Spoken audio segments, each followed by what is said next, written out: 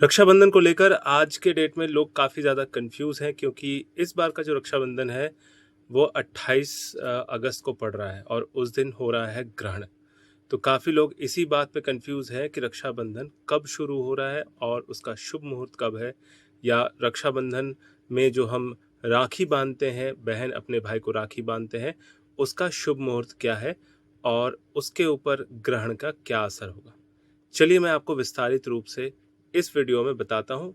Video के अंत तक बने रहिए क्योंकि इसमें एक बहुत अच्छी चीज़ बताई जाएगी कि जिस किसी के भी कुंडली में अगर चंद्र और राहु का ग्रहण दोष बनता है तो उसका क्या उपाय होता है। तो सबसे पहले मैं आज पंचांग के बारे में बताऊंगा। पंचांग के अनुसार, यानी आपके पास अगर दृक पंचांग है, दृक पंचांग एक ऐसा सॉफ्टवेयर है, एक ऐप है जो आपको मिल जाएगा एंड्रॉयड वर्जन में। यहाँ पे बहुत ज़्यादा दिख नहीं रहा है, मैं आपको वैसे समझा देता हूँ कि आप दृक पंचांग को प्ले स्टोर से डाउनलोड कर सकते हैं। दृक पंचांग में अपने लोकल टाइम के अनुसार आप चेक कर सकते हैं कब पूर्णिमा तिथि होगी। अभी मैं पश्चिम बंगाल में बर्धमान डिस्ट्रिक्ट में हूँ और उसके अनुसार मेरे यहाँ पर पूर्णिमा 27 अगस्त 9:08 पे लग रहा है। और आपको अपने स्थान के अनुसार, मतलब जहां आप रहते हैं उसका जो टाइम है, उस समय पर आपको अपने स्थान के अनुसार अपने दृक पंचांग को चेक करना है। जब भी आप दृक पंचांग ऑन करें तो वहां पर आपका जो स्थान है, जिस जगह पे आप रहते हैं, वो ऑटोमेटिकली डिटेक्ट हो जाता है और उसमें आपको टाइम कुछ अलग दिखा सकता है। मोटा मोटा ये समझ के चले कि सुबह 9 से 9:30 के बीच में 27 तारीख को लग रहा है पूर्णिमा, और वही चीज़ 28 तारीख के 9:48 मेरे यहाँ पे। और अगर आप अपने टाइम के हिसाब से देखें तो लगभग 9:30 से 10 के बीच में 28 अगस्त को पूर्णिमा रहेगा। तो हम 28 अगस्त को रक्षाबंधन का त्यौहार मनाएंगे। इसलिए मनाएंगे क्योंकि उस दिन उदया तिथि होगी पूर्णिमा की, और उस दिन भद्रा भी नहीं रहेगा।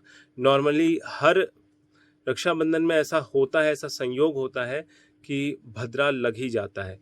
इस बार जो भद्रा है वो पूर्णिमा में लग रही है, लेकिन वो भद्रा 27 अगस्त को लग रहा है और लगभग ये भद्रा तिथि जो है वो 9:32 में ख़त्म भी हो जाएगा। यानी 27 तारीख को 9:32 में मेरे यहाँ ख़त्म हो रहा है। आप अपने पंचांग के हिसाब से अपने स्थान में समय ज़रूर चेक कर लें। अगले दिन जब सूर्योदय हो रहा है उस टाइम पे एक योग बना हुआ है जो शुरुआती दौर पर एक अतिगंड योग रहेगा, करीब करीब 7:56 तक। उसके बाद जो योग इसके बाद पंचांग में आते हैं 28 तारीख की सुबह 7:28 तक अतिगंड योग बन रहा है। अतिगंड योग शुभ माना नहीं जाता, लेकिन 7:28 से लग रहा है सुकर्मा योग। सुकर्मा योग वैसे तो हर शुभ कार्य के लिए बहुत अच्छा माना जाता है। अगर रक्षाबंधन में पड़ रहा है तो समझ लीजिए कि इसमें जो व्यक्ति रक्षाबंधन जिसको बांधता है, उन दोनों के बीच में बॉन्डिंग बहुत स्ट्रांग बनती है। इसलिए सुकर्मा योग का भी इस दिन का होना बहुत ज़्यादा फायदेमंद है। और एक स्पेशल बात इस दिन ये भी हो रही है कि शतविषा नक्षत्र में चंद्रमा का प्रवेश होगा और उस समय पे रक्षाबंधन का त्यौहार होगा। और क्योंकि शतविषा नक्षत्र राहु का नक्षत्र है, वहाँ पर चंद्रमा का गोचर और शुक्रवार के दिन होना ये अपने आप में बहुत ज़्यादा शुभ माना जाता है। ऐसी अवस्था में जो व्यक्ति दूसरे व्यक्ति को, यानी बहन जब अपने भाई को रक्षाबंधन बांधती है, तो जो भाई से मिलने वाला आशीर्वाद या समझ लीजिए गिफ्ट है, वो बहन के लिए बहुत ज़्यादा शुभ होता है। तो अगर जो भी भाई इस वीडियो को देख रहे हैं वो अपनी बहन को कोई भी चीज़ इतने प्यार से दें कि उनके पास वो चीज़ जाकर बरकत में रहे। तो सबसे अच्छी चीज़ ये होती है कि भाई जितने हैं वो अपने बहनों को जितना हो सके पैसा ज़रूर दें। इससे आपका शुक्र भी मजबूत होगा। बहन क्योंकि बुध ग्रह को इंडिकेट करता है तो आपका बुध भी मजबूत होगा। यानी भाई जब बहन को कोई भी गिफ्ट दे, स्पेशली धन या पैसा गिफ्ट में दे, तो ऐसे लोगों की बरकत बहुत अच्छी होती है।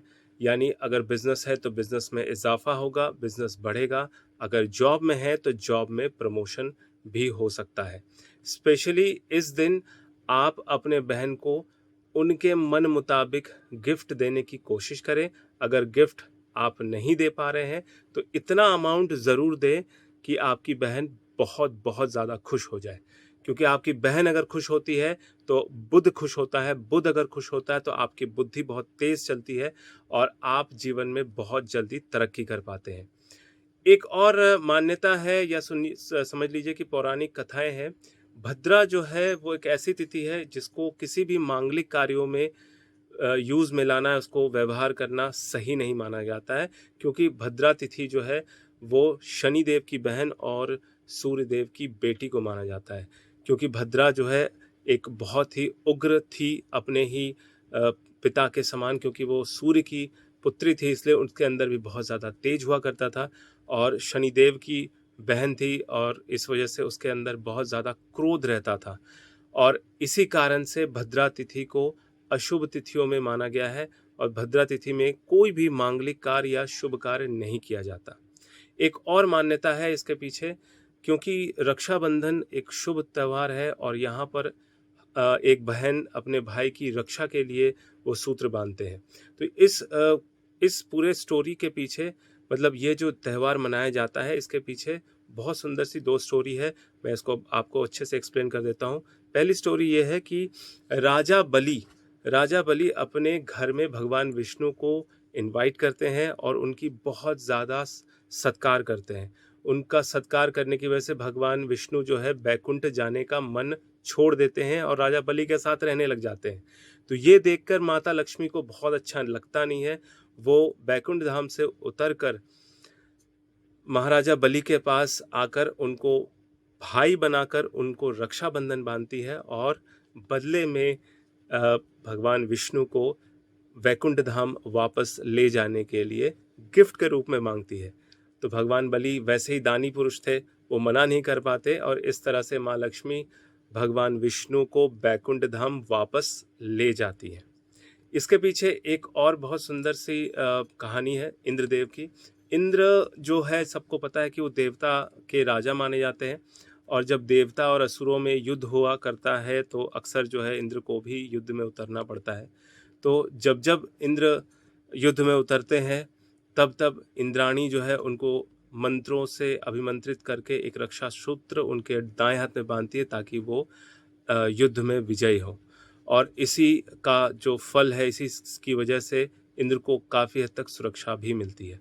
तो इस तरह से ये एक ऐसी कहानी है जो ये प्रतिपादित करती है कि रक्षाबंधन सिर्फ राखी बांधने का त्यौहार नहीं है, ये वो त्यौहार है कि बहन अपने भाई की सुरक्षा के लिए, उसके जीवन में आगे बढ़ने के लिए ये सुरक्षा धागा बांधती है और अपनी तरफ से आशीर्वाद देती है, चाहे वो बड़ी बहन हो, चाहे वो छोटी बहन हो।